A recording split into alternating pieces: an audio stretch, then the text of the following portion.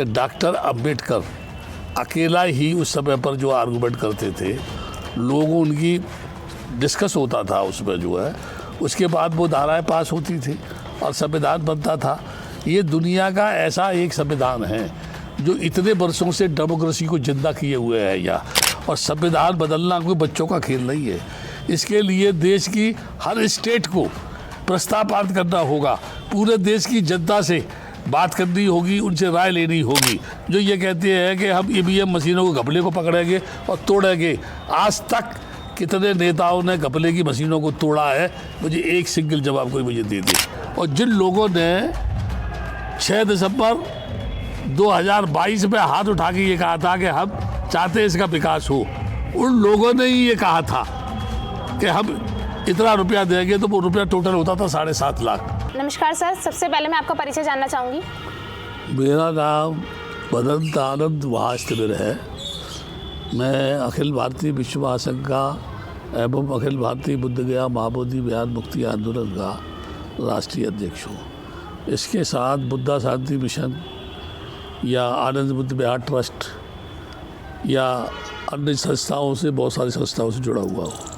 और मेरा कार्य क्षेत्र जो है राष्ट्रीय स्तर पर है और अंतर्राष्ट्रीय स्तर पर भी मैं कभी कभी आवाज़ उठाता रहता हूँ। वर्तमान समय में 2021 के बाद बदंत ज्ञान रतन जी जो यहाँ निवास करते थे इस बुद्ध विहार पर, उनकी मृत्यु होने के बाद मेरा यहाँ आना जाना शुरू हुआ और मैं इसकी देखरेख कर रहा हूँ बिहार की। आपको ये बता दूँ कि ज्ञान रतन ने मरने से पूर्व राजू नाम के एक लड़के को चाबी दी थी और ये कहा था कि यदि मुझे कुछ हो जाए तो ये चाबी बद्री आनंद को देना। उससे बाद ही मैं यहाँ बराबर आता जाता रहता। बदंत ज्ञान रतन इस बुद्ध विहार प्रबंधन समिति के अध्यक्ष थे। इस समिति का नाम था पूर्वोदय बुद्ध विहार चक्कीपाट आगरा। यहाँ ये बताना ज़रूरी है कि बाबा साहब ने 14 अक्टूबर 1956 में नागपुर की पवित्र भूमि दीक्षा भूमि पर बौद्ध धर्म ग्रहण करने से पूर्व इस बुद्ध विहार की स्थापना की थी। लेकिन ये बुद्ध विहार यहाँ नहीं था जहाँ अब दिखाई देता है। ये वहाँ बुद्ध विहार था जहाँ नवनिर्माणाधीन डॉक्टर अंबेडकर भवन खड़ा हुआ है, क्योंकि ये पूरी ज़मीन जो है ये राज यानी रक्षा संपदा के अंतर्गत आती है और अभी तक ये फ्री होल्ड नहीं हुई है। इस पूर्वोदय बुद्ध विहार समिति के तत्वाधान में नीचे तथागत बुद्ध गेस्ट हाउस, ऊपर बुद्ध विहार और पीछे इसके सिद्धार्थ विद्यापीठ स्कूल चलता है। ये भिक्षु निवास है। यहाँ मैं ये कहना चाहता हूँ कि जो भी आगरा की संस्थाएं हैं, अभी वर्तमान में कुछ समय से मैं ये देख रहा हूँ धीरे धीरे इस बुद्ध विहार चक्कीपाट को अपना वो राजनीतिक एक केंद्र बनाना चाहती है, जो धार्मिक दृष्टि से और बाबा साहब के आदर्शों की दृष्टि से भी ये असंवैधानिक है। क्योंकि बाबा साहब ने जिस बौद्ध धर्म को स्वीकार किया उसके मानने वाले लोग 0% है, और जो लोग अपने आप को बौद्ध कहते हैं वो बौद्ध कहने वाले लोग, जहाँ आगरा में लाखों की संख्या में लोग बताते हैं कि आगरा जाटवों की धर्म यानी जो है राजधानी है। अगर ये जाटव बौद्ध नहीं हुए तो ये बुद्ध विहार का संचालन कैसे कर सकते हैं? और यदि ये जाटव हैं तो फिर अपने आप को बौद्ध कैसे कह सकते हैं? ये बुद्ध विहार का डेवलपमेंट आज तक लोगों ने नहीं किया, ये अपने आप में उलझा हुआ है। आज के दिन में ये कहना चाहता हूँ कि 6 दिसंबर को, 14 अप्रैल को या 14 अक्टूबर को लोग जो भी इन कार्यक्रमों को मनाते हैं, आयोजित करते हैं, वो केवल औपचारिकता पूरी करते हैं। लोग ये नारा देते हैं कि आज संविधान खतरे में है, कभी कहते हैं मौलिक अधिकार खतरे में है, कभी कहते हैं अधिकार खतरे में है। मैं कहता हूँ अनुसूचित जमात के लोगों को किसी से कोई खतरा नहीं है। अगर खतरा है तो इन लोगों को अपनी ही जात के लोगों से खतरा है, जो विभिन्न प्रकार की समितियाँ बना करके अपने ही समाज को धोखा दे के आर्थिक शोषण करके स्वयं विलासिता का जीवन व्यतीत कर रहे हैं, जबकि बाबा साहब द्वारा बनाए हुए संविधान में प्रदत्त मौलिक अधिकारों के लिए वो संघर्ष नहीं करते हैं। ठीक है, पिछले 2022 में यहाँ 6 दिसंबर के दिन ये कार्यक्रम हुआ था जैसे आज हो रहा है। मैंने घोषणा यहाँ की थी, आप जितने लोग आए हैं उसमें से कितने लोग जो है इस बुद्ध विहार का डेवलपमेंट चाहते हैं, विकास चाहते हैं। मुझे ये बताया हाथ खड़ा करके कि हम लोग इसका विकास चाहते हैं। तो लोगों ने 7.5 लाख रुपया देने की घोषणा की और जिसमें 38,000 नगद कैश आया। ठीक है, 12,000 रुपया इसकी छत को मरम्मत कराने में लगा जिससे कि सीलन नहीं आए, लेकिन सीलन आज भी आती है। बचा 16,000। वो ये डॉक्टर अम्बेडकर स्मारक जो भवन है, जो समिति बनी है, इस समिति के लोग कहते हैं कि वो पैसा आपने छत में क्यों लगा दिया, वो पैसा आपने अपने पास जमा क्यों रखा, वो पैसा आप हमको देते। उसका मतलब क्या था? उसका मतलब ये था कि जो भी पैसा आए बुद्ध विहार का वो हमको मिलना चाहिए। अगर पैसा मान लीजिए समिति के पास जाएगा तो इसका डेवलपमेंट कौन करेगा? ठीक है, उधर प्रबंधन समिति कहती है कि भद्दे जी ये लोग हस्तक्षेप कर रहे हैं, ये लोग बोलते हैं कि वो होटल चला रहा है, आप भी बिजनेस कर रहे हैं। उससे हम जब कह सकते हैं कि जब आप बिजनेस करना बंद कर दें, ये मैदान है, इसमें हाट लगती है, हाट से पैसा उगाया जाता है। ठीक है, तो उस समय जो घोषणा की गई, इन लोगों ने किसी ने भी एक पैसा नहीं दिया। यहाँ एक सबसे बड़े पैसे वाले लोग हैं जिन्होंने ये साड़ियाँ बांटी है, आप अपना नाम पता लगाना कौन है वो जिन्होंने बांटी है ये। वो कहते हैं कि वो लोग तो मेरे यार दोस्त थे जो पैसा देने वाले थे। अगर आप 3 नाम लोगों के 3 नाम से यानी खाता खोले तो मिल सकता है। मैंने ये कहा कि अगर 3 आदमी के नाम से खाता खुलेगा तो खाता खोलने का मतलब क्या है भाई? इसके विकास के लिए जो लोग पैसा देंगे वो इसमें खर्च होगा और वो पैसा नहीं चाहिए मुझको। मैं तो चाहता हूँ डेवलपमेंट हो, वो डायरेक्ट सामान दे और इसका निर्माण होगा। उसके बावजूद इसमें एक दान पात्र रखा हुआ है। ठीक है, वो दान पात्र खुला तो उसमें लमसम 42,000 करीब जो है रुपया निकला। कई वर्ष का नहीं खुला हुआ होगा। तो वो पैसा निकाल करके गिनती करके मेरे लोगों ने हवाले किया, उस पर दस्तखत वगैरह हो रहे हैं, वीडियोग्राफी हुई उसकी। बोले भद्दे जी पैसा अपने पास रख लो। मैं बोला कि नहीं, वो जब ये चाबी, मैंने आपको बताया अभी बीच में कि चाबी वो दे करके बने थे कि कुछ हो जाए तो चाबी बद्दान को देना। वो चाबी ले करके जब मैंने इसको खोला तो उसमें 2.5 लाख रुपया निकला। वो 2.5 लाख भी मैंने इन्हीं को दे दिया कि इसका आप विकास करो। तो केवल ये पत्थर लगा हुआ है लाल, ये इन्होंने लगाया, बाकी इन्होंने आज तक एक पैसा इसकी मरम्मत में या किसी में नहीं लगाया जो है। ठीक है, तो जब ये सब हुआ उसके बाद वो 42,000 रुपया जो निकला दान पात्र में, ये लोग मेरे से बोले भद्दे जी वो पैसा हमको दे दो आप। मैं बोला भाई मैं आपको क्यों दे दूँ? तो बोले कि इसमें लगाएंगे भवन में हम। मैंने कहा बुद्ध विहार के डेवलपमेंट के नाम पे वो पैसा आया दान पात्र में, वो पैसा आपको नहीं मिलेगा, वो पैसा बुद्ध विहार के ही डेवलपमेंट में लगेगा।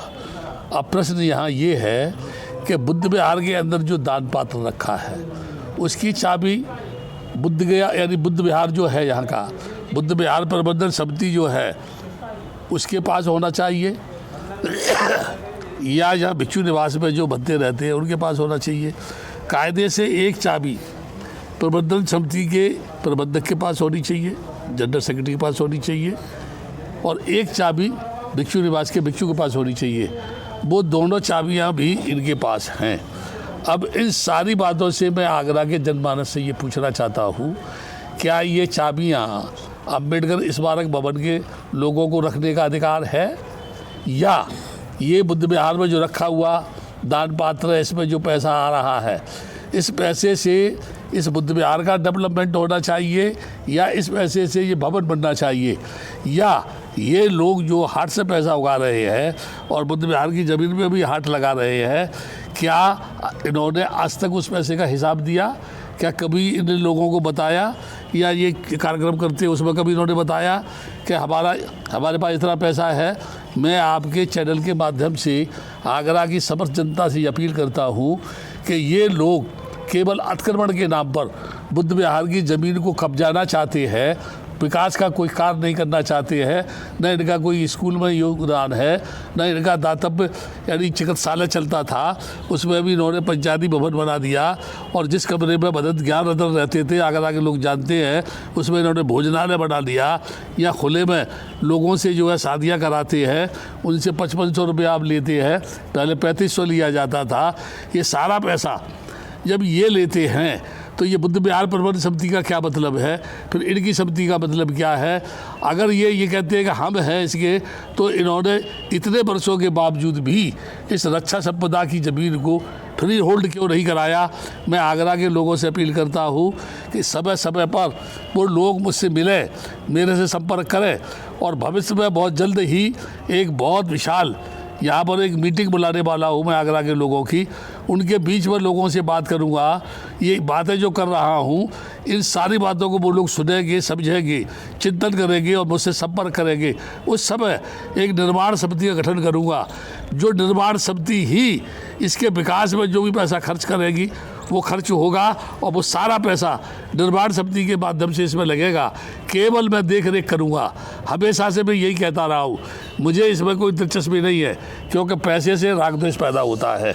तो सभी ये दिखावा एक ड्रामा है, औपचारिकता पूरी करते हैं, फ़ोटो खिंचवा करके व्हाट्सएप पर, फेसबुक पर या अखबारों पर लोड करा के समाचार दे करके अपने आप को हाईलाइट करते हैं। ये बौद्ध भी नहीं है, बौद्ध धर्म में आस्था भी नहीं है, इनमें यूनिटी भी नहीं है, ये राजनीतिक टुकड़ों में बटे हुए हैं, सामाजिक स्तर पर भी बटे हुए हैं।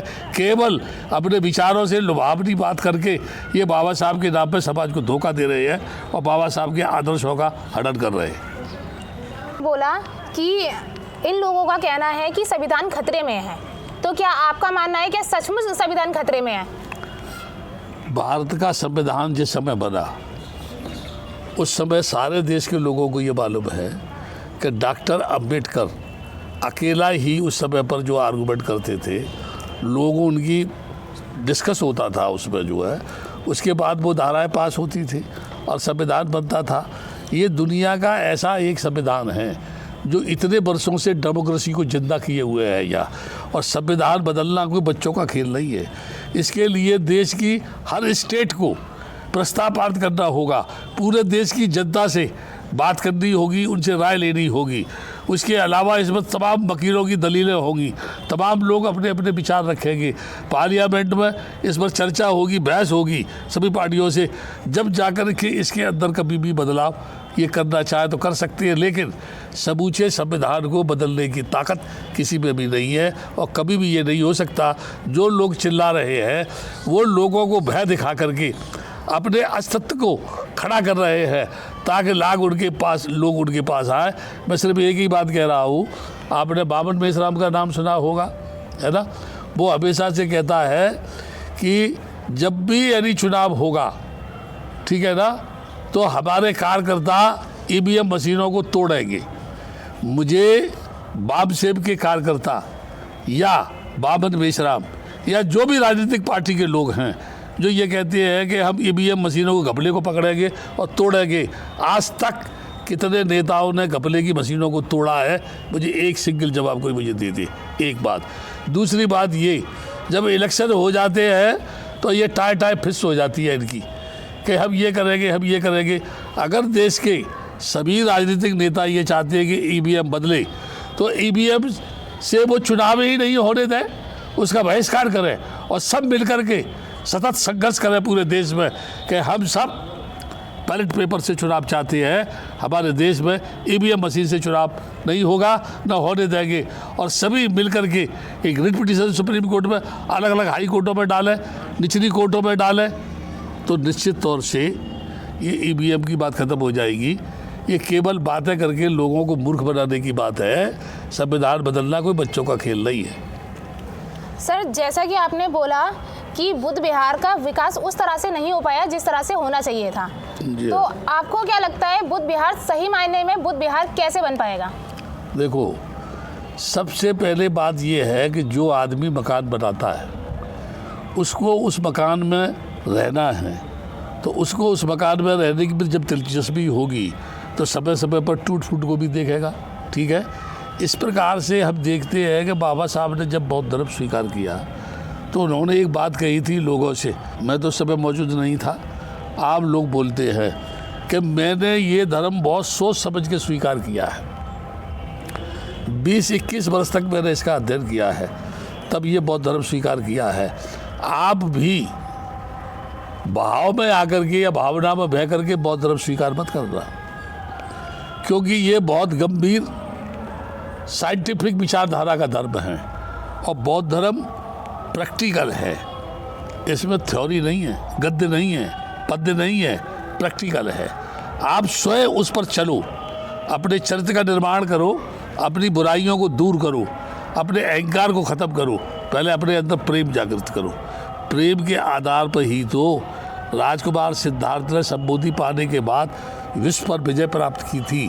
जिस अंगुलीमाल को सेना नहीं पकड़ पाई थी, उसे बुद्ध 2 प्यार के शब्द बोल करके भिक्षु बना करके ले आए थे, है ना।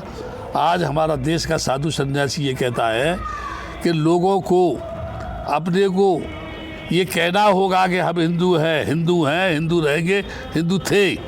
मैं लोगों से ये कहता हूँ, ताकत के बूते पर, लठ के बूते पर भयभीत करके आप किसी के ऊपर किसी भी चीज़ को थोप नहीं सकते हैं।